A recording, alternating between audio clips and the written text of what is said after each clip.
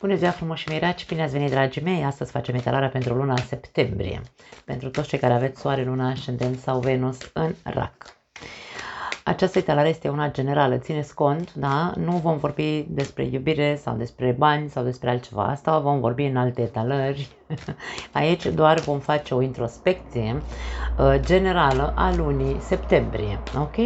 Vă recomand în același timp să vedeți și etalările unde voi, la semnul zodiacal, unde voi aveți luna, ascendentul sau Venus, pentru a completa cât mai bine această etalare, da. Și mai ales următoarele etalări pe care le vom face despre bani, sănătate și iubire, bineînțeles, vin din nou în completare, da? Este o adunătură, dacă vreți, de explicații din tarot sau explicații ale energiilor care sunt pentru voi, în care vă puteți face o poveste întreagă, da? Se poate, probabil, pentru unii dintre voi, dacă ascultați toate etalările, să vă regăsiți în totalitate în povestea vieții voastre în momentul de față, da? Ok, începem cu 3 mesaje oracol. Să vedem care sunt cele mai importante mesaje pentru luna septembrie, pentru voi.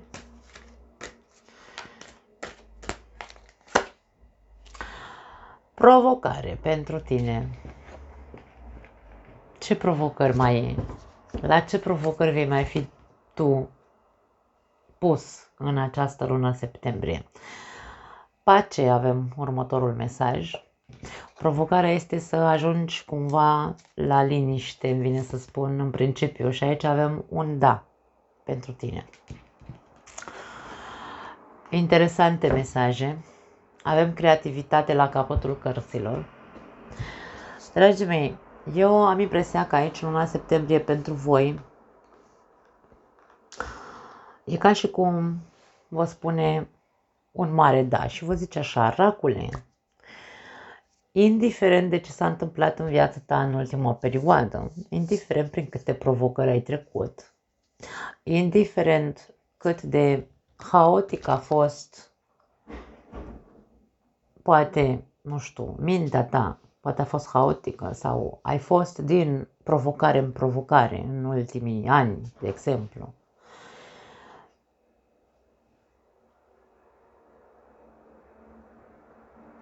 Toate energiile care sunt active în luna septembrie pentru raci provoacă, în ciuda provocărilor, te provoacă să cauți liniștea și pacea. E ca și cum ți se spune da păcii.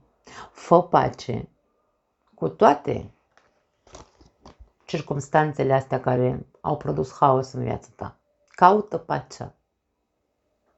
Ieși din rețelele astea unde, nu știu, pentru unii dintre voi poate sunteți aici băgați în, nu știu, uite, femeia asta, sau mă rog, persoana asta, e băgată într-o poveste unde e obligată să se ascundă. Poate sunt bârfe, poate sunt alte lucruri în care te-ai băgat fără, sau, mă rog, te-ai băgat în ceva în care nu trebuia să te bagi. Și aici avem așa un fel de ramificație în care tu trebuie să stai cumva pitit. Ești de acolo. Ești de acolo. Fii creativ. Creează-ți altceva. Ești din bârfe, dacă vorbim despre bârfe. Ești din lucruri sau, mă rog, evenimente sau situații care nu te duc decât să-ți ascunzi capul în nisip. Deci aici, atenție mare, nu știu de ce vin mesajele astea pentru unii dintre voi. Ar putea să vă fie de folos. Așadar, caută pacea și nu situațiile în care tu te simți rușinat, în care tu te simți, nu știu, că trebuie să te ascunzi sau să faci lucruri pe ascuns, depinde de situația fiecăruia dintre voi. Dar este o provocare pentru voi să vă îndreptați către liniște și pace și să ieșiți de acolo din acele rețele în care nu, ca și cum nu e locul vostru acolo, da? Ok, hai să vedem ce spun cărțile tarot și cum putem să combinăm aceste mesaje cu cărțile tarot. Vom face crucea celtică, ca întotdeauna, cu cărțile pe față, să le vedem din prima. Așadar, Soare, Luna, Ascendent sau Venus în Rac, să vedem care este situația în luna septembrie pentru voi, dragii mei.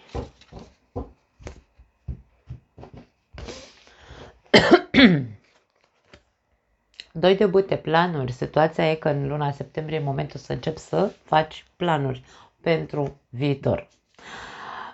E momentul în luna septembrie e momentul să te așezi așa cumva și să faci evaluarea acestei ultime traiectorii din viață. Da? Ultimii ani, de exemplu, evaluează-i și vezi unde te-au dus până în punctul 0 în care ești acum în această perioadă. 10 de spade în mintea ta. Poate că este momentul să începi să termini cu ceva ce te obosește foarte tare, cu ceva care te, din punct de vedere psihic sau psihologic, te termină. E ca și cum eu nu mai pot cu lucrul ăsta și 10 de spade își spune finalizează. E în mâna ta să finalizezi odată ce crezi că te omoară, te pune la pământ din punct de vedere psihic. Da? Poate fi vorba despre această provocare despre care vorbeam. În subconștient, 7 de spade.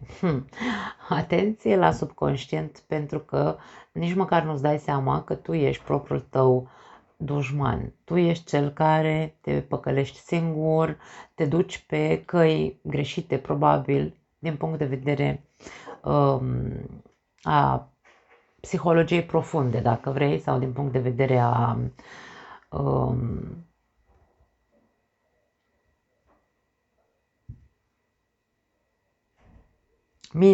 minții subconștiente. Mintea subconștientă te autosabotează într-un fel sau altul.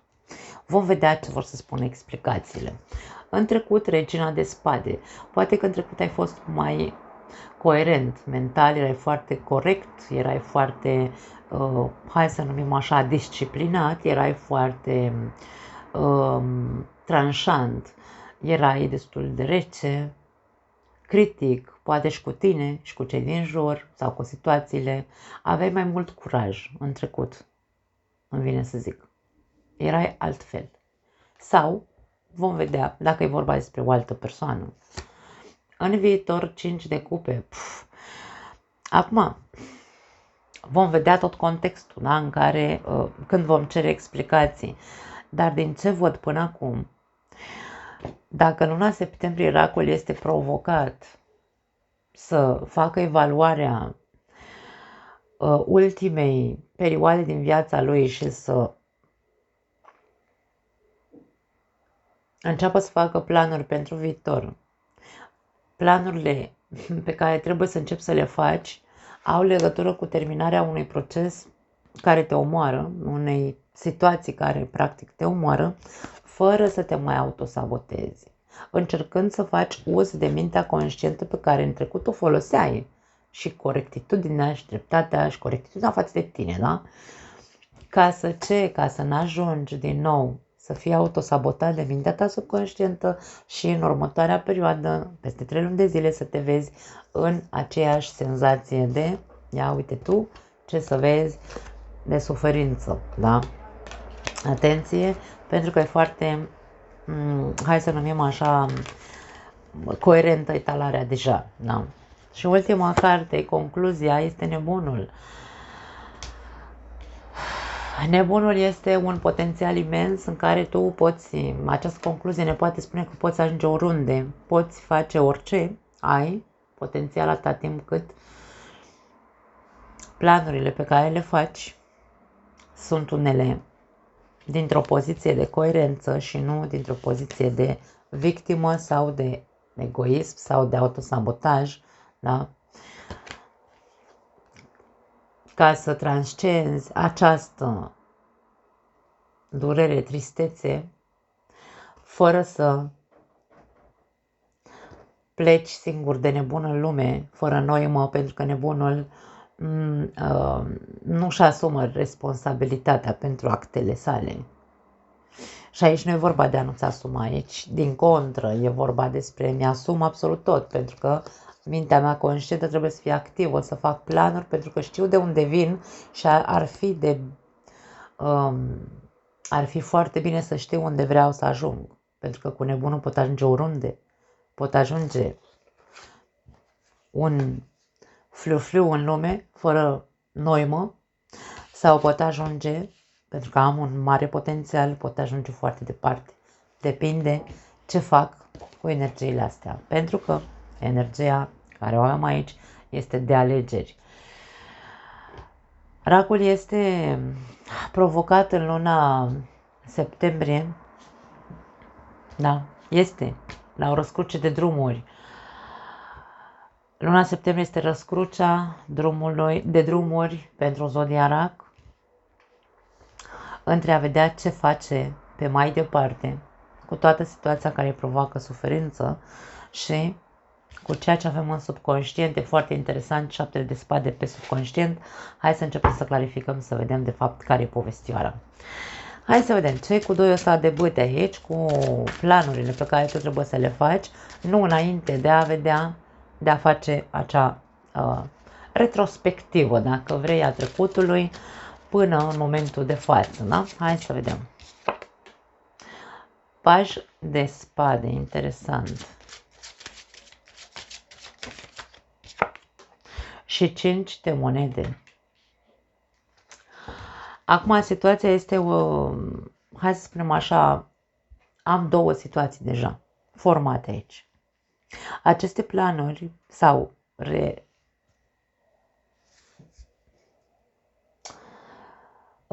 reevaluarea trecutului nu este pentru că așa vrea Doamne, Doamne pentru tine, ci este pentru a învăța ceva din suferință. Din suferința ta sau din suferința pe care ai provocat-o. Atenție! Aici sunt cele 2 aspecte diferite.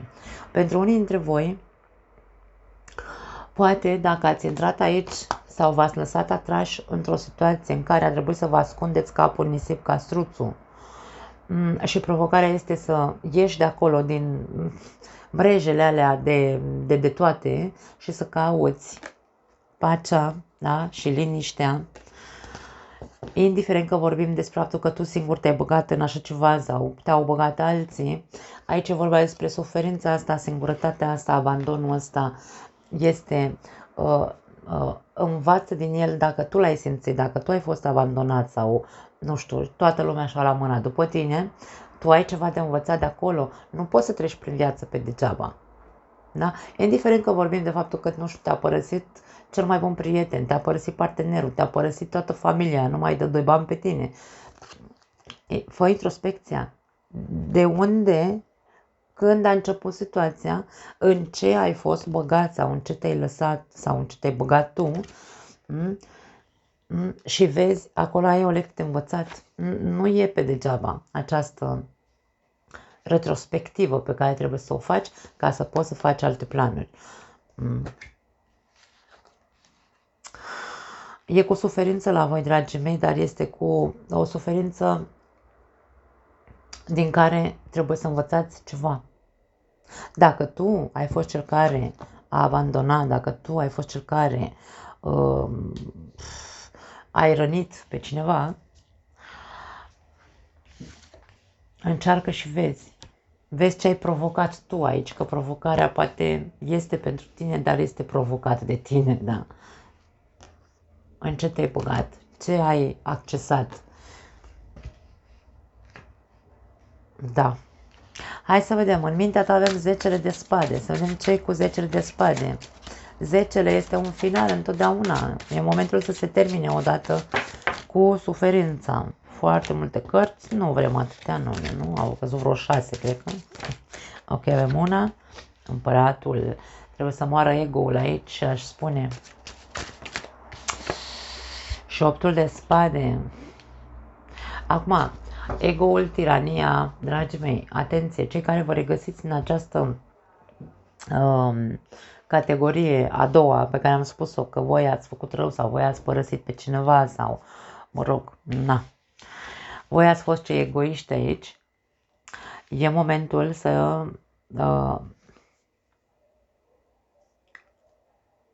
ieșiți din capcana acestei armuri pe care ego-ul vostru a construit-o în jurul personalității voastre. Pentru că aici este ca și cum eu sunt cine sunt, mă doare că sunt atât de împietrit sau atât de piatră și de rece, dar îmi este și foarte greu să renunț la această personalitate dură. Și cărțile ne spun, toate cărțile ne spun că ai nevoie să ajungi să trăiești în pace. Cel mai bine pentru tine să intri în pace, da? În liniște și pace.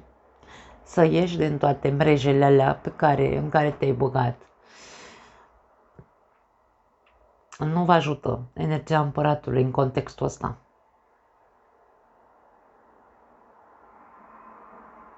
Măcar pentru o perioadă, îmi vine să spun, renunțați la această armură sau această răceală, pentru că atât de multă, nici măcar un împărat, da? Nici măcar un împărat nu poate să domine singur.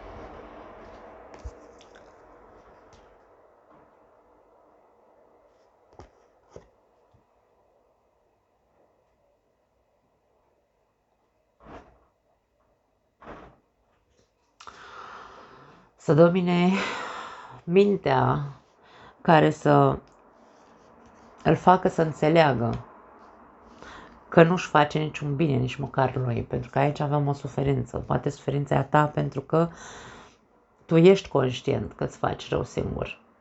Doar că nu știi cum să renunți la această energie a împăratului.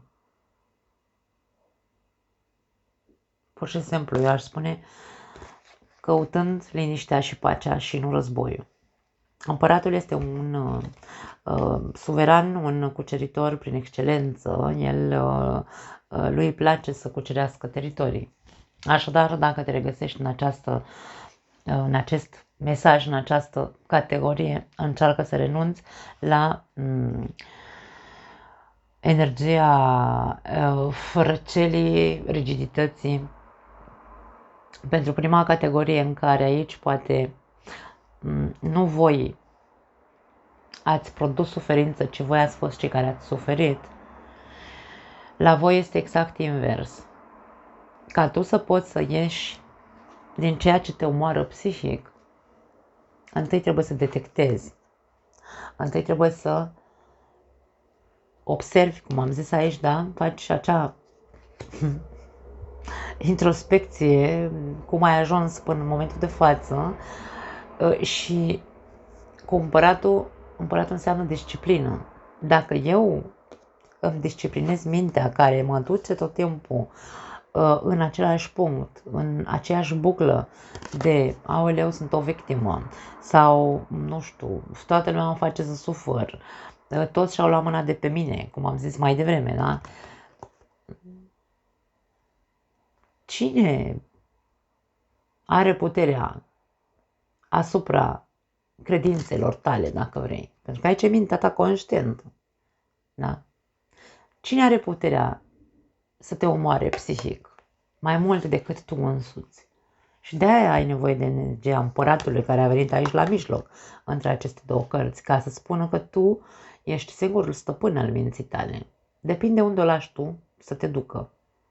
O lași să te ducă în această buclă din care să crezi că n-ai ieșire și că ești doar o victimă, sau preiei controlul asupra celor gânduri destructive și iei măsuri prin disciplină, bineînțeles, prin învățare. De-aia spun că toți aveți de învățat ceva, indiferent că faceți parte din prima sau a doua categorie.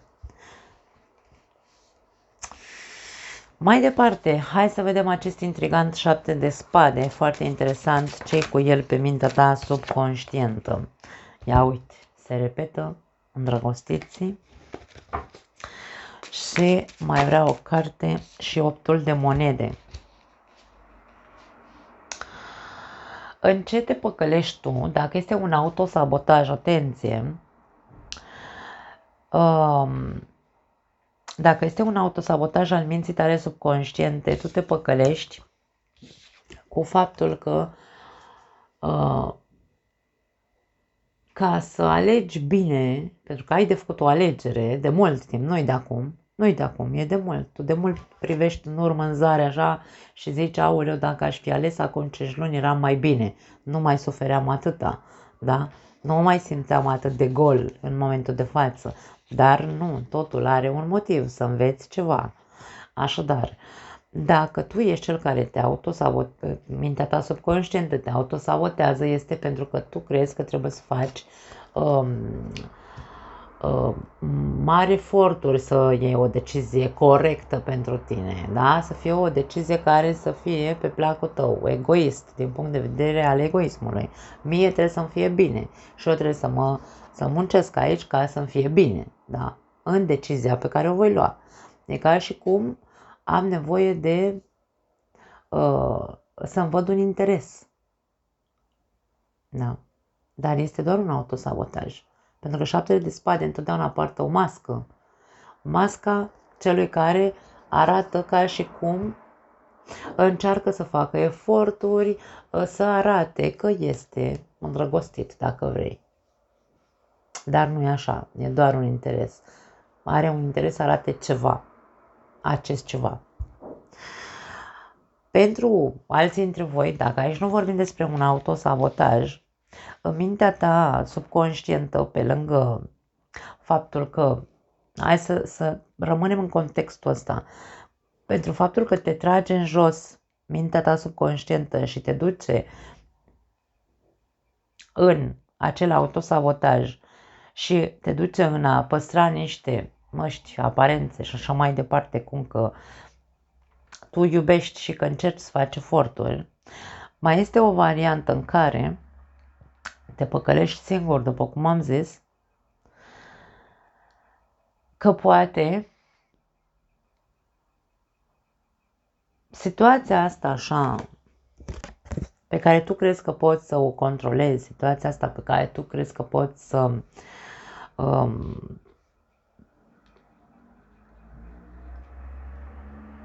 o domini, da? Cu ego-ul aici, cu împăratul. Într-un mod subconștient, păcăleala vine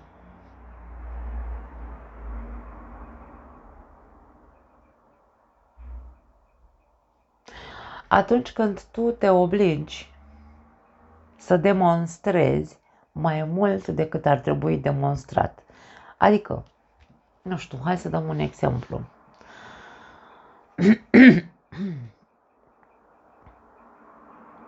Dacă tu, fără să-ți dai seama, faci foarte multe eforturi să demonstrezi ceva cuiva, că tu ești, nu știu, un partener bun, că tu nu ești un nepăsător, pentru că ăsta e escapist, așa, fuge, da? Că tu nu ești că ți-asumi tot timpul responsabilitatea, da? Și depui toate, faci aici un exces de zel, îmi vine să spun, în a demonstra. Atunci vorbim despre faptul că te păcălești singur.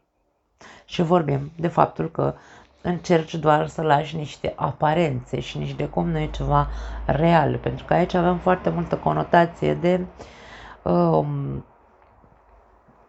un blocaj pe mintea conștientă și un autosabotaj sau o păcăleală pe mintea subconștientă. Poate fi pentru cea a doua variantă de ragi care am vorbit, că aici voi ați fost cei care ați produs suferință în viața cuiva. Aici vorbim despre acea parte egoistă, să zicem, în care poate inclusiv ascunzi o altă relație. Ar putea să fie pentru unii dintre voi. Dacă vorbim despre relație, e posibil ca această încurcătură aici de ițe să fie pentru că vorbim despre ascunzișul, da? În subconștient, în continuare faci eforturi să ascunzi faptul că ai o altă legătură cu altcineva. Poate fi și asta, da? Și bineînțeles, fără să dai seama, tu recurgi la anumite tertipuri egoiste în care să faci eforturi și cu unul și cu celălalt, da? Și cu partenerul de acasă și cu ăla din afară, ca să zicem, într-un fel sau altul. Da, hai să vedem ce cu regina de spade din trecut. Ia uite, azi de spade. Și pași de monede. Eu cred că unii dintre voi, indiferent dacă vorbim despre atitudinea voastră conștientă, indiferent că vorbim despre o altă persoană care te-a criticat, te-a scos la tablă și a vrut să rezolvați o situație, aici vorbim despre în ultimile 3 luni cel puțin, cărțile s-au pus pe o masă și s-a încercat, uite așa, să se facă ceva în viața ta. Ai încercat să faci ceva cu acel adevăr, cu acel scos la tablă, cu acea rezolvă. Ai vrut să rezolvi ceva, probabil că nu s-a ajuns să se rezolve nimic încă în viața ta, pentru că parcă din ce în ce ai intrat mai adânc în mrejele astea mincinoase, îmi vine să spun. Nu știu de ce simt aici destul de multă minciună, în ciuda aparențelor că s-a vrut aici să se rezolve o situație, nu s-a rezolvat încă nimic.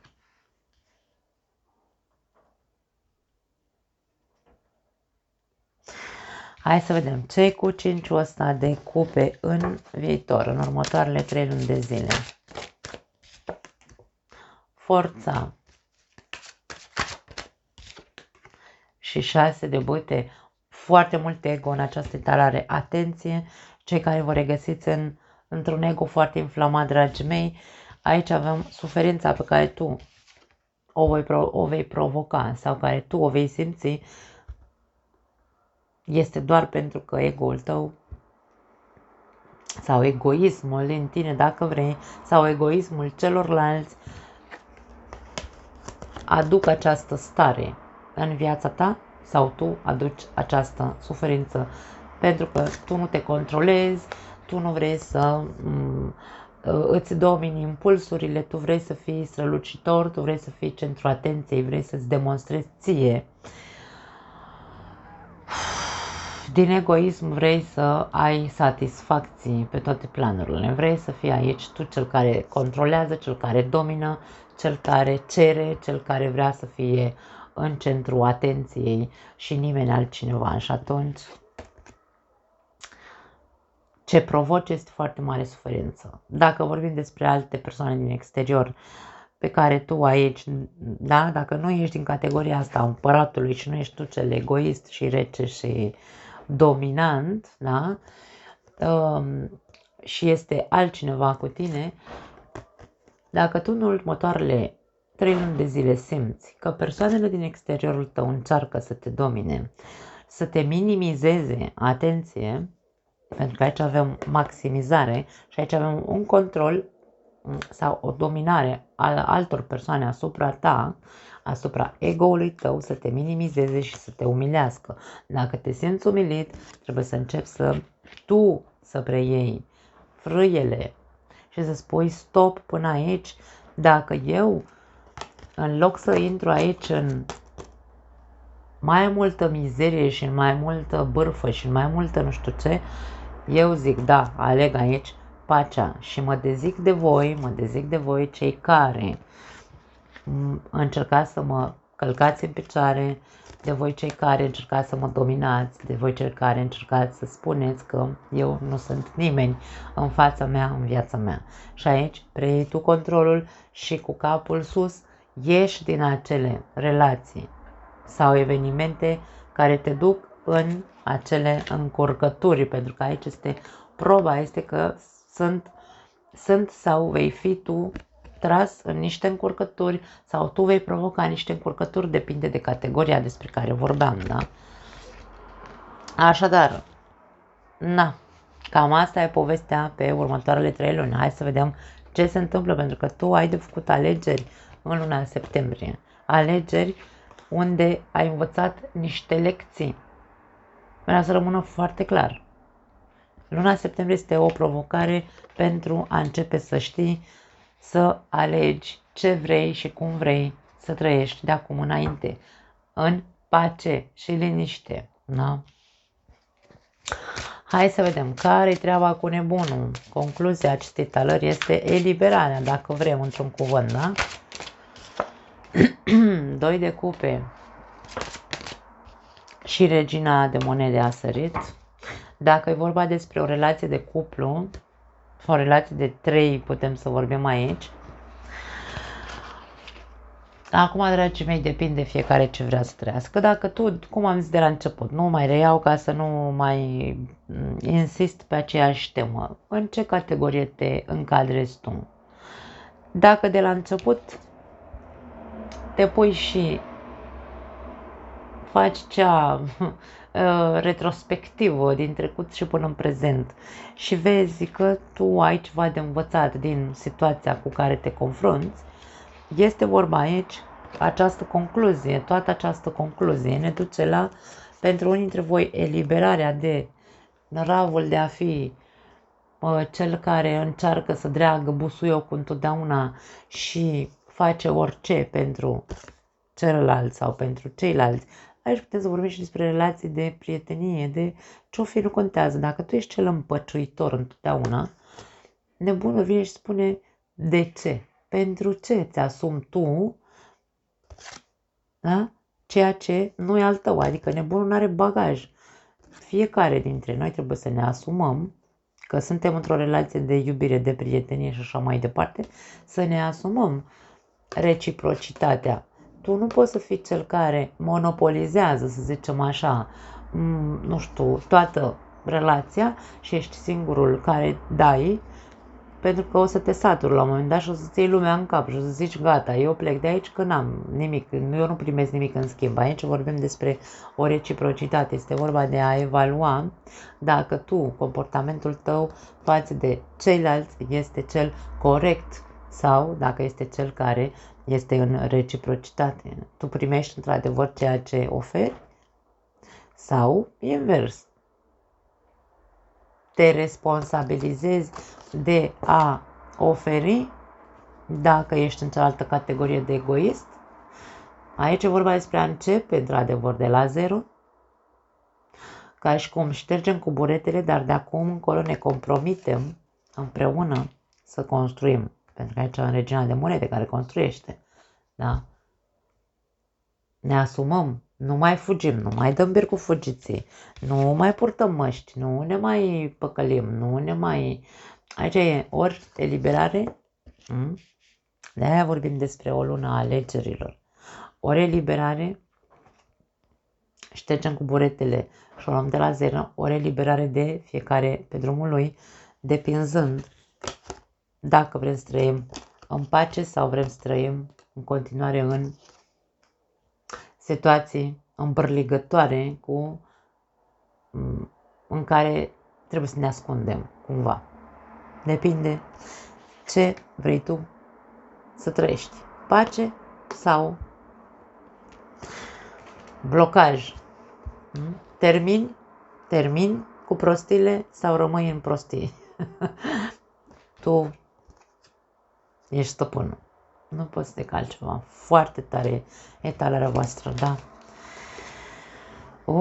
Dragii mei, mare provocare aveți în această lună septembrie. Nu mai am altceva pentru voi. Mă aștept să povestiți dacă vreți. Vă pup. Ne vedem data viitoare. Ciao.